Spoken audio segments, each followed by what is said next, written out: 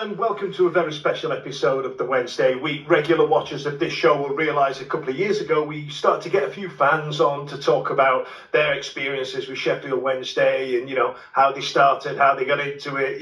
Is it known as child abuse these days by getting your kids involved? But there was one man I wanted to speak to who stands out across a lot of people across our social medias.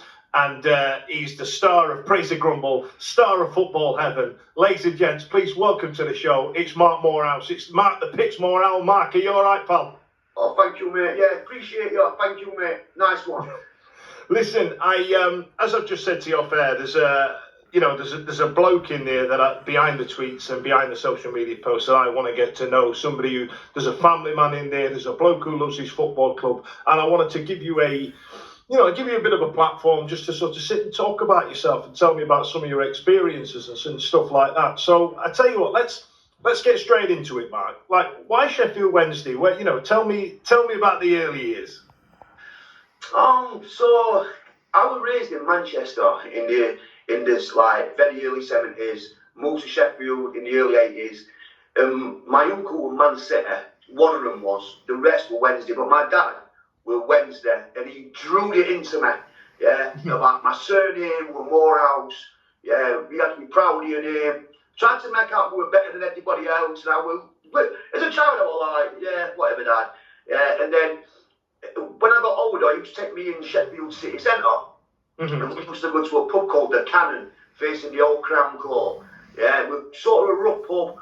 And then I realised when we dad were, you were like a people's person, really large character, larger than life, and a lot of respect. And then, my dad, he wasn't really a dad. I'm not going to knock him here, but I've come on to tell the truth. He was more of a friend, And so, he bought me this silk scarf, what said Sheffield Wednesday in white and blue, and he said Yorkshire's #1, and it had all yellow tassels on the end of it. And I don't know, man, I just fell in love with him. Straight away. So did he take you to games then? What was your first game he took you to? Can you remember it? Yeah, he took me to two. He took me to one, that was Leighton Orient, and he took me to another one, that was Fulham, and my mum come as well. And I can vaguely remember it, there weren't no roof on the cop. And I remember, I think it was Fulham, we were drawing 1-1, and as we come outside, I missed the second goal, we scored, but then my mum and dad split up, and I didn't see him for about 7 years. But then that didn't really make much difference to me and my love for Wednesday. I remember I went and I had this tattoo, this is my mum and dad's grave, no cause count, all that bollocks, when I was 12-year-old. So I've got an out there, and I had it done on Chesterfield Road. And my mum, give me a little bit for it. My big brother, Stephen, he was sort of proud. And I was like, fucking hell. So when I was younger, I sort of looked older. I was in nightclubs at 18. And then I started to really get into him. But I didn't have much money. My family didn't have money. And I can remember going to Sellers Park, on my own. And I got the coach from Furnival Gate.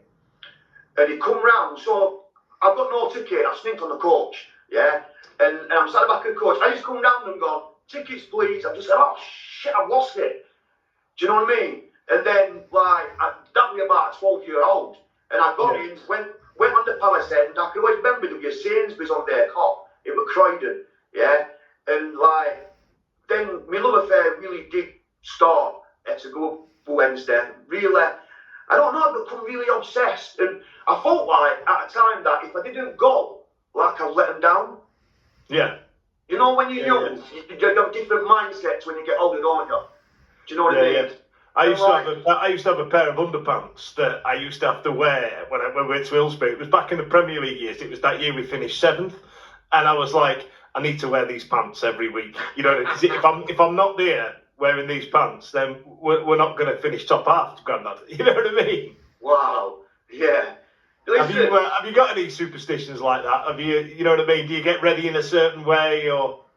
When I was younger, I used to wear certain tops, certain clothes. I think we've all had them. I can remember, again, what always stands out for me were, I've got two from my younger years. Well, first, so I always went on the cop. Always went on the cop. So my memory of the cop was standing cop. It wasn't like it is now, it was a standing cop. And so, when I started going properly, the team was manager Howard Wilkinson, Martin Hodge, Mel Sterling were my hero. I'd grown my hair like Mel. I had it permed at the back. So when I run it, it'd bounce. Yeah, and I love Mel Sterling. So like Gary Shelton, Verade, Chapman, that was my team when I was like 10. And I remember listening when they lost semi-final at Villa Park. Yeah, I was so gutted. But I used to go to the back of the Kop when it was standing. And with all the idiots when, if you look now, it's got C at back, he says C. And but the first time I went under cantilever was against QPR. And I remember, I think it was 87, so I'd have been 10, 11. And I can remember that Mark Chamberlain scored a great goal. And I'll never forget it. That was my first time under cantilever. I think we beat him 7-1. I'll tell you what, when I put this out, we're pre-recording this now, so what I'll do, I'll put this out and I'll see if I can find that goal and stick it in for you. But I feel like some of the goals from back then, either have been filmed on a potato or haven't been filmed at all, you know what I mean? So I'm not making any promises, but I'll see what I can find. It's on you, bro. I've already looked it up before. It's on there. It's on there. Good to know. Good to know. So I tell you what then, let's get so we've gone through the 80s, really 90s now. You're a couple of years older than me, so you were old enough to go on the away days and go and have the tear-ups and get on the pints and all the rest of it. You know what I mean? I bet you've got some stories from back in the day, haven't you? Yeah. I've got a few. I can remember one of my best away games probably were Tottenham. I think it was, might be wrong here, I think it was 98, 99, it was the first away game of the season. So I met Wiener, he's passed now, Alan Ween, yeah. My dad used to go with him as well, so we met at the train station. My dad's been up all night welding, he's done nights. I used to live at the back of the train station on Claymore Drive, the high-rise, what a big knockdown. So I just fell out of bed and I went to the train station. So this is like 99. First match of the season away at Tottenham, and that day I was just on fire playing pool, beating everybody, and I was on the Seven Sisters Road, yeah. And then next thing, my dad was away from us, yeah, we were about 4 games on trot. As soon as my dad come over and started watching me, got beat. You know what I mean? You didn't have your lucky pants on, Mark, did you? Yeah, so it was like the pressure, and then next thing, went to the game, and I was lucky to get in because the steward said, "Man, smarten yourself up, yeah, you're a little bit wobbly, a little bit drunk." You know what I mean? I can remember him saying that to me. And so I got in, and it was amazing. We hammered him 3-0, I think it were. Yeah, so that one what sticks out. And another one what sticks out to me as well is when I went to West Bromwich Albion. We're losing 1-0, and I remember we made a substitution. I can't remember who it was. It might have been, I can't remember, but anyway, we turned it around with 2 minutes to go, and we beat them 2-1. And I remember looking at the away end, and they were all going, "Atkinson's Barmy on me," and I thought, brilliant. I thought, what a club. Well, you know one thing, Dan, what's always got me about Wednesday? Wednesday's all about the fans. They've got special fans. They really are a special club, and it's the fans. Because be honest, yeah, what other club do you know what has been really good in the early 90s? Yeah, we talk about the 3 Cup finals, Europe, all that, yeah, but it's done absolutely nothing. I mean, I've got a daughter, Bethany, yeah, who was born in 2000, yeah. That's a long time ago now, yeah. So like, you know what I mean? They've done nothing for 25 years. They've got a chairman who, let's be honest now, no one likes. He's very expensive, yeah. And last season, we were bottom of the league all season. By about the last 2 or 3 games, and we still managed to average about 27,000. We had the second best away. That to me is quality, and it is. And I echo what Simon Jordan said. It is a club waiting to just succeed. Do you know what I mean? And so I've got some really, really good memories. Another one what stands out as well. What? With FA Cup's final replay. I'll never forget it. It was a Thursday night. And we played Arsenal in the replay. So yeah, because today is the anniversary of the first leg, isn't it, that we're recording this on? So it was like, it was something like, what was it? How many years ago? 32 years ago. Christ almighty. So so you're going down for the replay, yeah? I've got a mad thing with me. Anyone that knows me properly, yeah, I've got a really good memory. My memory's a little bit, I scared to send sometimes, Dan. Yeah? You know when memories are dates, seriously. Yeah. So I remember it was 93. And I went to, so we've been to the semi-final against United, yeah, which we won. Then we went to the final against Arsenal, which we lost 1-0. Could have gone out the way, and then final was a draw. So now on the Saturday, so now it's like we've been to Wembley 4 times in about 6 weeks. So I said to my dad, so I used to be the matches with my dad, and I said, Dad, do you want to go? And you were like, Dad, do you want to go? And you were like, oh, I've been working nights, I've just been, you weren't up for it. So I thought, you know what, I'll go on my own, yeah. So I've gone down to London, and I've met these. Sorry, fans. How old are you right now? I'm a 70. Right, go on. 1993, so I'm 48 now, I'm 49 in August, yeah? So 1993, I've gone down London St Pancras, yeah? I've hit London, and you know something, I love London. Especially as a child, I always wanted to live there because of the city, the energy, do you know what I mean? So I got there, and I was talking to these Tottenham fans, and you've got to do business for us tonight and all that. And I remember, I was drinking in a pub, because you know Wembley used to be a really crap area, there were not there. You go there now, it's totally transformed, hasn't it? But back in 93, there was nothing there, Dan, yeah? So I'm in this pub, and then next thing, I got a bit drunk, we're all dancing, we're all singing, and I'm looking at the Arsenal fans, they were so morbid and so boring, and I thought, you've just done it in the League Cup final, you know what I mean? They gave up the banana way, and like, we're dancing outside Wembley, and I can remember there was a massive, giant Sonic the Hedgehog, because it was a Sonic computer, weren't it? Remember 93? Yeah. Yeah, we were a giant Sonic the Hedgehog at Wembley Stadium. And so we get in the ground, and I think Ian Wright scored, and then Waddle scored. And as Waddle scores, he runs over, well, I'm actually at the front on the fence, giving it that one. Do you know what I mean? And then when he comes over, and like, I'll never forget it, about 5 minutes before Arsenal scored, Mark Bright had a great chance to win the cup for us, yeah? And he sort of dragged it wide and hit the post. So about 2 years ago, I sent it him on X, Twitter, and I said, man, you should have won us the cup. And he replied back and said, tell me about it. So that's how fine the margins are. So he's dragged it wide and he's hit the post. So now I'm looking at the time thinking, my train's going to be going soon. You know what I mean? Arsenal gets the corner. I think we're about 30 seconds from a penalty shootout. And this horrible man, called Andy Linnigan, decides to break us off. And I'll never forget it. He heads it, and for me, Chris Woods with England #1. But for me, he let us down in them finals, yeah? For me, he should have just flipped it on the bar. But for whatever reason, he tried to catch it. It was too powerful for him, yeah? So he like, off, and he went there, and one of his players tried to kick it off now, and it hit the roof. I was devastated, mate. Devastated. So did you get your train? Say again? Did you get your train? No. No. So I stayed behind, watched them lift the cup, and then I thought, I've got to go to London, some Pancras. So I'm seeing all the Arsenal fans, we won the cup, Ian, right, all that carry on. And then next thing, I've got to the train station, I missed the train, and I thought, oh no way. Don't forget, there's no mobile phones, there's no social media. If you've got a landline now, you've got money, do you know what I'm saying? Yeah. And my mum weren't very strict with me, but she wanted to know where I was. Do you know what I mean? So I managed to find the phone box. I phoned her up. She gave me a lecture on phone, you know what I mean? You're going to come to us at Mark, one of these days, you. She says to me on phone. And I said, listen, I'll see you tomorrow. Anyway, goes back to the train station. This guy, do about 30 years down, but I missed the train about 30 years. Anyway, listen, if you come back in about an hour, when his gaffer's gone home, you can sleep on one of the trains. So I went back, so that's what we did. That's what we did, mate. We slept on one of the trains. Do you know what? I thought I'd heard all the stories. I thought I'd heard them all. I didn't know that you all slept on a train down there. There's about 30 blokes just farting and pissing on a train. About 30 years, yeah. And I'm not going to lie to you, the next day he's come round, tickets please. I've gone like that, and he said, mate, you should pay again, these have expired. I said, mate, I ain't got no money for your best.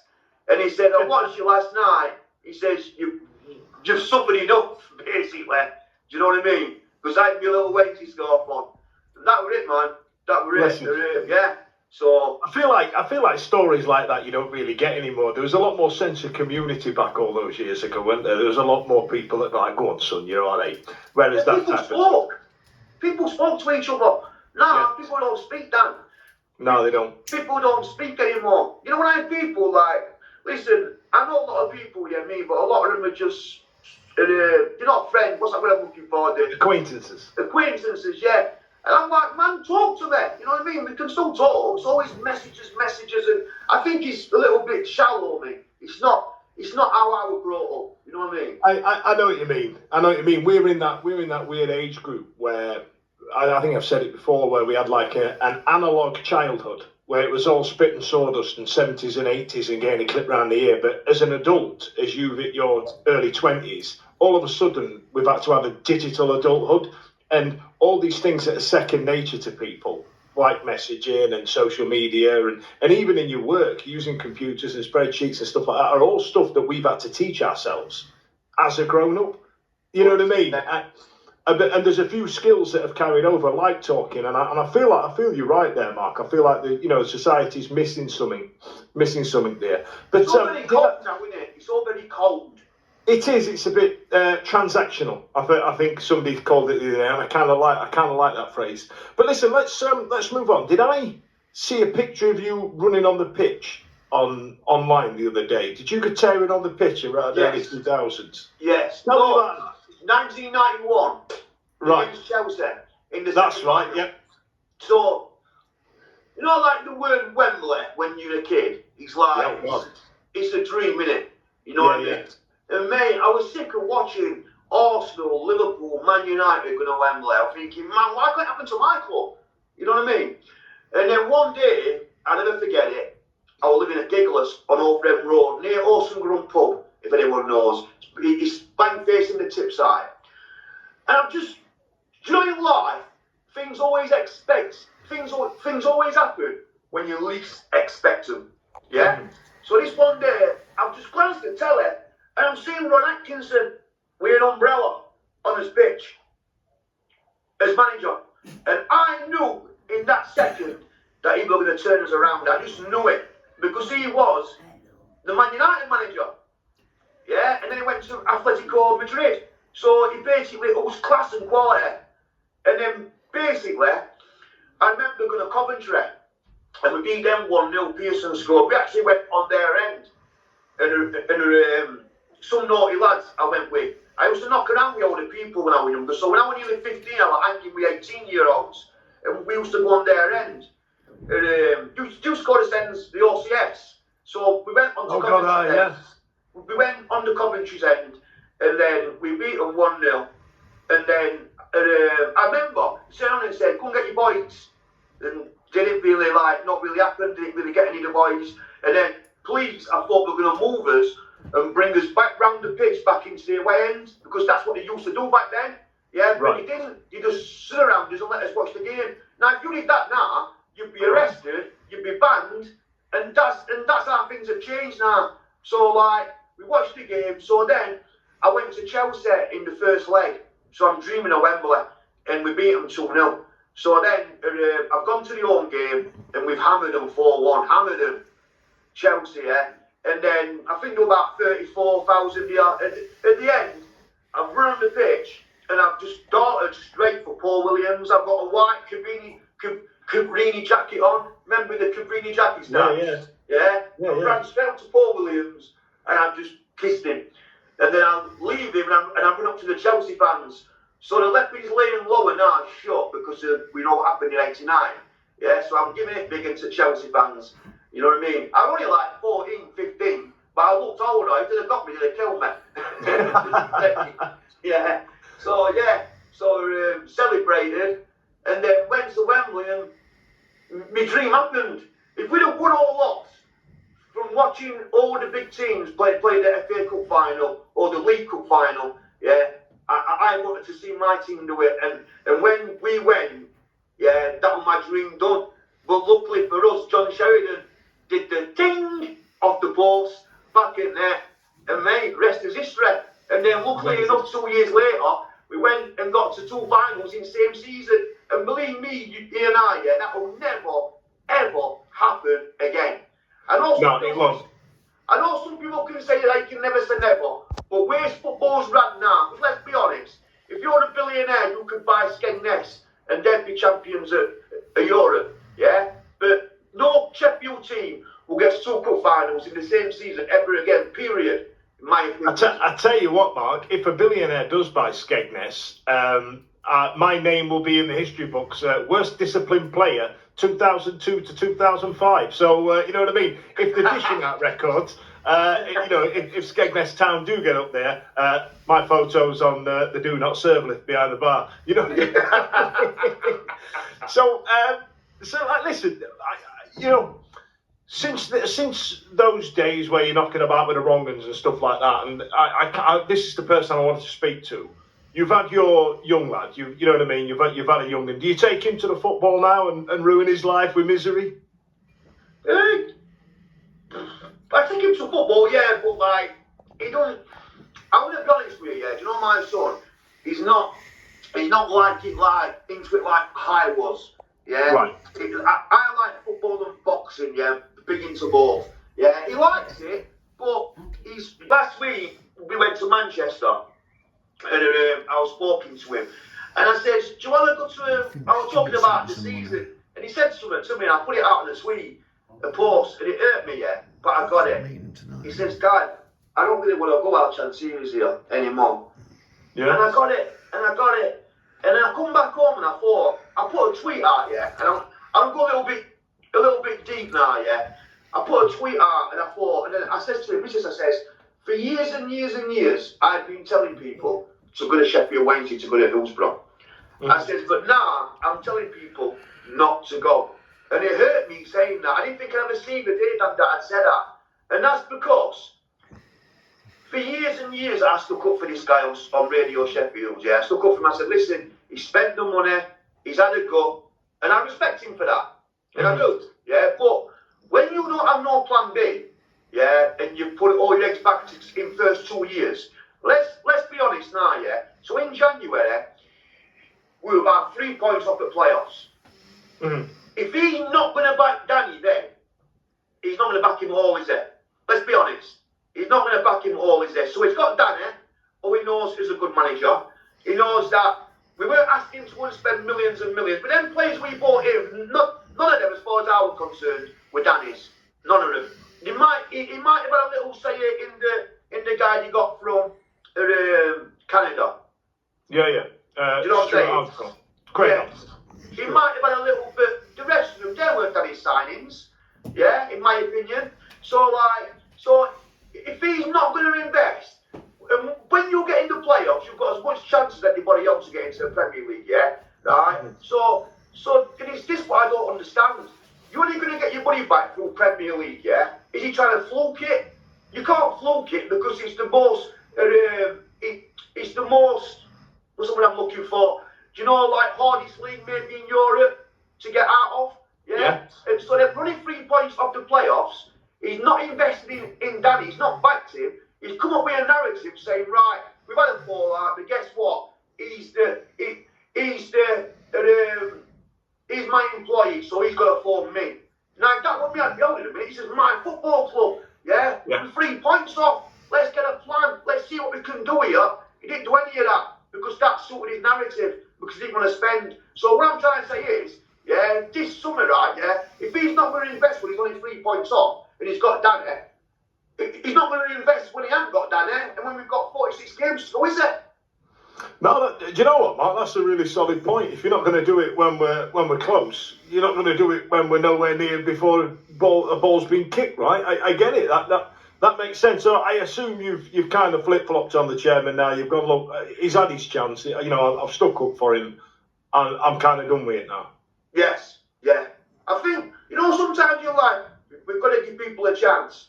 And I give him a lot of chances. Yeah, I think he's been unlucky at times with the Steve Bruce one. Yeah. I think he were unlucky.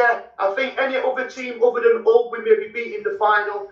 But you know, the season after we beat Hull, I think he let me know that he didn't know anything about football. Because when we lost to Hull, the following season, for me, we needed a striker, a couple of wingers, and maybe a centre back. He went out and bought about 6 strikers. Yeah. We ruined Sam Winall's career, didn't we? We kind of absolutely threw that to the bloody lions, then, didn't we? Like, good Lord. But listen, as I'm coming to the last 5 minutes, I want to talk to you about you. I want to talk to you about your relationship with social media, because like I was saying to you off air, like I said to you when I asked you to do this, you took it.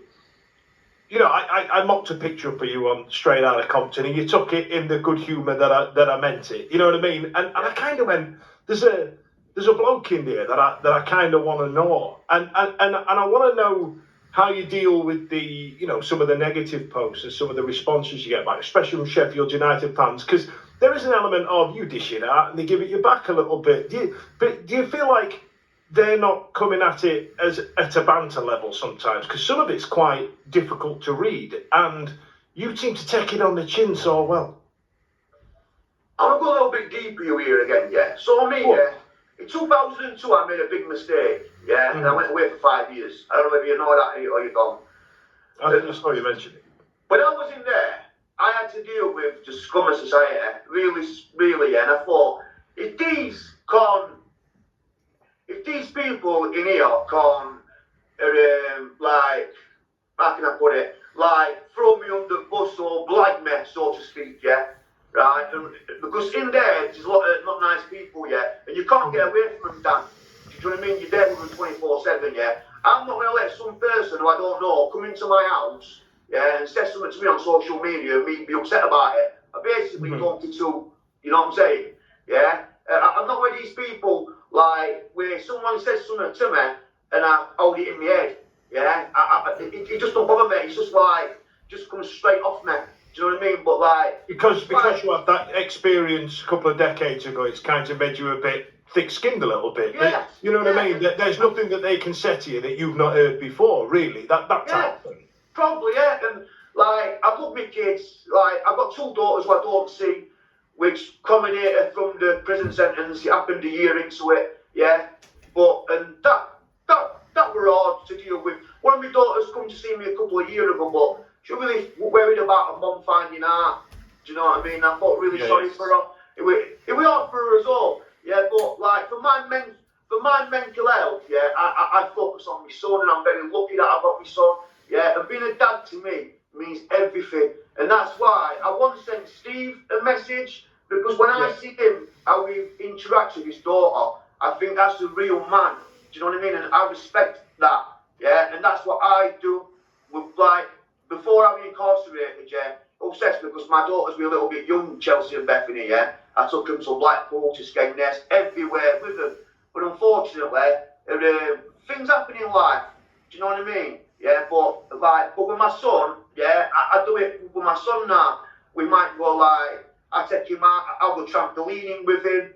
Do you know what I mean? Yeah, we'll just do things like that together. He loves cars. I'll tell you what, Mark, you're pushing 50, brother. You're not getting on trampoline yourself, are you? I do, mate. I try for him. Mate. I try for him, but he looks at me like I'm some superstar.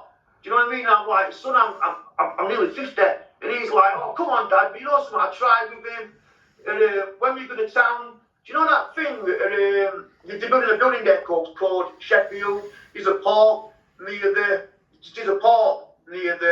old BT building in town, so they built this big slide, and you have to crawl all the way through it. It even gets me to do that, but you know something, yeah, I make the effort. Because being Mark Jr.'s dad, for me, it's a privilege. And I swear to God, I love him to bits. And he's the only person, our relationship's unbreakable. And that's why when I see Steve and how he reacts with his daughter, yeah, I've just really got a lot of respect for him. Because to me, that's a real man. I think that's the bloke I wanted to speak to today. Because I don't think that people give you the respect you deserve as a committed dad that you are, and the way you speak about it, it's genuinely quite nice to hear. You know what I mean? Because we all know Mark the Pitsmoor owl online. He's winding the Blades fans up. You know what I mean? He's running on the pitch, and to talk about that like you do, I think that's something that people need to hear about and need to see that side of you a bit more. But listen, you know what it is, yeah? Anyone can go out, Dan, yeah, and have a child. And you know what hurts me and all? I said to our missus last night, you know when you see people I've been watching Virginia Case, yeah? And like, no, my mum, she's not here no more, yeah, was a woman, yeah? And so, like, I've always respected women, seriously, always respected women. I never hit a woman ever in my life. And, like, if you don't respect a woman, I think that says a lot about you. Do you know what I mean? And I hate bullies, yeah, and I think that we should respect women more. I really do think that we should do, because everyone's mum's a woman. So why they can treat a woman in that way, to me, is disrespectful. And I think that anyone can have, like, a child, and we all make mistakes in life. I told my son that, I said, listen, I made a big mistake, yeah, I still pay for it now. Do you know what I mean? In certain quarters, and we're not seeing my other daughters, but it's the way you bounce back. Do you know what I mean? It's the way you bounce back. And it's the way you learn from it. Say again? It's the way you learn from it. Yeah, like 100%. And I've learned from it, do you know what I mean? And like, I do all right for myself. And like, end of the day, I'm in a good place now, and I am as happy as can be. But a lot of that's down to my son. Do you know what I mean? I think being a dad's really important to me. And like, so, yeah. I'll tell you what then, Mike, let's just get deep before we wrap this up then, Mike. If you had the opportunity to go back to your 21-year-old self, your 23, 4-year-old self, and give him one piece of advice, just set a mark, just about to embark on his 20s, you know what I mean? Like, knowing what you know now and knowing the experiences you've been through, you've got one opportunity to give him one piece of advice. What would you say to him?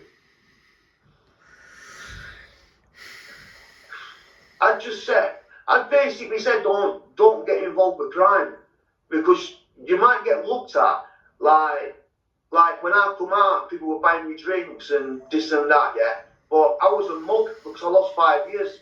Do you know what I mean? Yeah. And like, people look at you for some kind of street cred, but you know when these them lonely nights and you've done 5 summers, 5 Christmases, and you're on your own and your mind, you have to be strong, and like, it's not worth it. And I don't want my son to go through what I've gone through. So like, I would just say, listen, yeah, I've told my son this, yeah. I said, I want you to do one thing for me as your dad, just one thing. Get yourself a trade. I said, because if you get a trade, yeah, you won't have to work like 9 to 5 in some dead-on job on, you know, with minimum wage. You'll get a trade, Mark.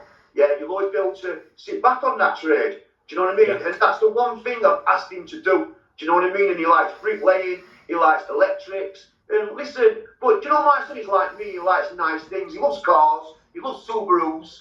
Do you know what I mean? So like, and I've said, don't ever think, because you're not better, because you don't think that you might not be the brightest at school, don't ever think that that's gonna like make any difference from when you leave school. Because I know plenty of people, yeah, who weren't clever at school, but they've smashed it in real life. Yeah. So you've got to be confident. Do you know what I'm saying? So like, I completely agree with you, Mark. That is. So that's what I said to my son. That's really sound advice. You know what I mean? Mark Jr., if you're watching, I'm doubling down. Your dad's dead right. He's actually spot on. Get a trade. Because I was one of the other ones, you know what I mean?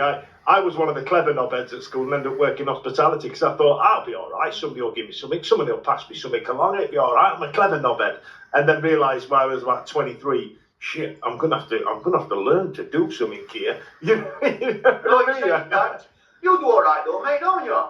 I do all right. You know, I live in fancy Chiswick now. The Greggs has got a sit-down area, so you know it's fancy.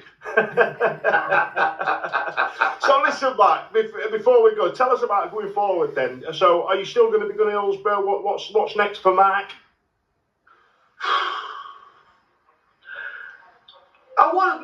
You know what it is? I want to go to Hillsborough, yeah, but at the moment, people are making a big thing about his Danny Roll thing, yeah, right? And I look at it like this, yeah. As soon as Southampton come in for him, his head was turned. And if Wednesday was Southampton and they were in Championship and we had the parachute payment, he'd be wanting to come to us. Do you know what I mean? So I understand the Chancery thing. I get that, yeah.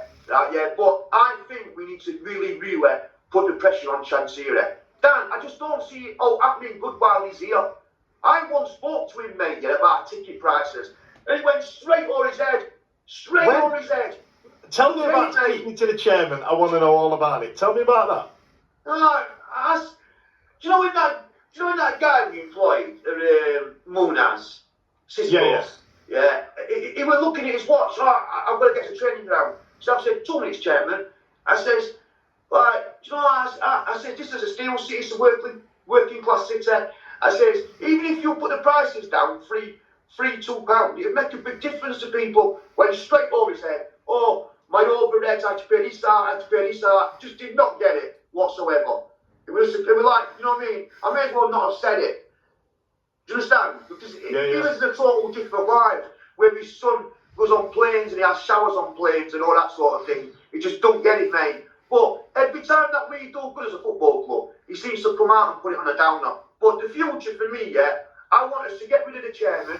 I think that's very important. Yeah, we look at Sheffield United like they're doing well, but really they're not. Because if we were an average championship team, which we should be, we'd be looking at them thinking, you know, just go up, come back down, go up. Yeah, but it's because how bad we are that it looks like you're doing something. Do you understand, mate? Yeah. I think back in the 90s, we were a club as big as Fulham, Brentford, Brighton. We were at that level, right? We were finishing the league where they were. Bournemouth, and somehow we've gone backwards, and I don't see an end game to it. I think it's going to be. It's already been 25 bloody years. I don't know how much longer the fans are going to stick around before we go sod this and do what they did at Blackpool and just stop going. But if you look why, it's the owners. It's the owners, mate. It's the people. It's the captain what's in charge of the club. It's like Danny's the manager, but he can only do what the chairman told him to do. We need an owner, what's not only got money, but what's got football nous. If we have had Milan Mandevic's brains, and Chansiri's money when he first come in, we'd have done it, in my opinion. Do you know what I'm saying? So, but like now, knows how it works. Yeah, but like now, I'm a little bit scared because I'm like, how do we really get this guy out, Dan? And if I'm hoping that he's going to go in the summer.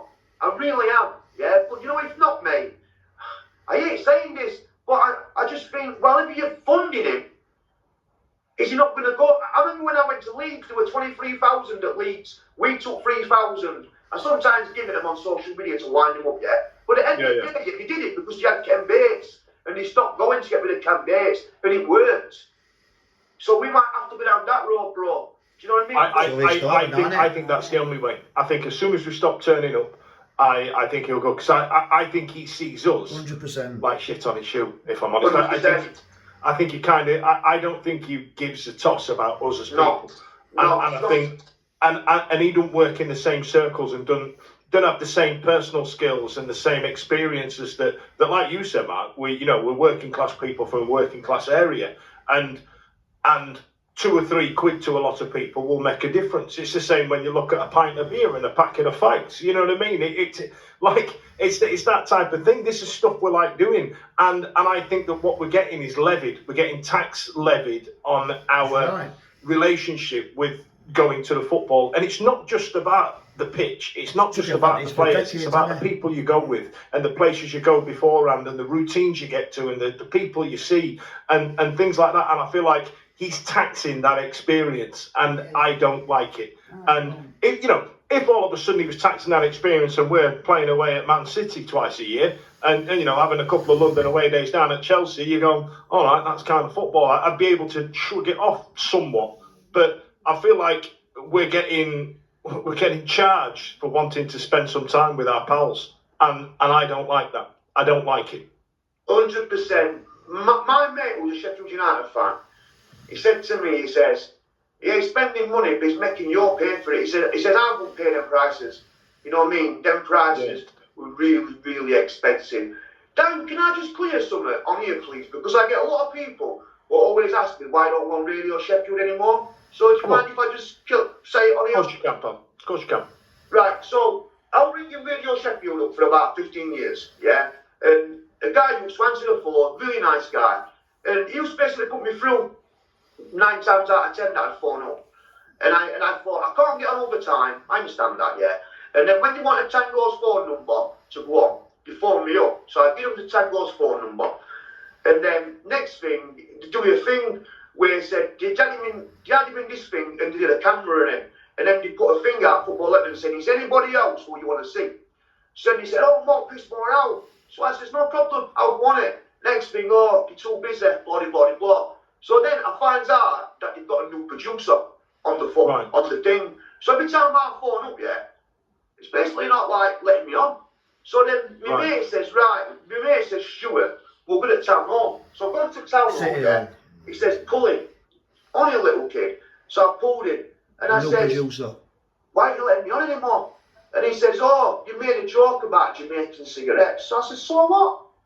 I says, so what? I said, I sadly got that. I said, so in 15 years of phoning up, yeah, I made one joke, yeah. Oh, it don't matter, you sound next season. And I said to him, mate, he's only saying that because I'm banging in front of him. Yeah. Straight away.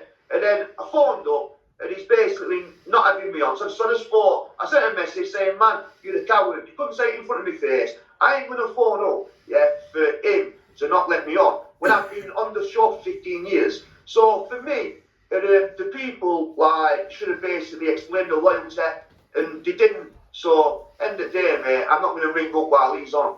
So I just wanted to kill that because a lot of fans always ask me why don't I phone up, and that's basically why. Fair enough. So it's a premium rate phone number and all, mate. Sodom, you'll be all right.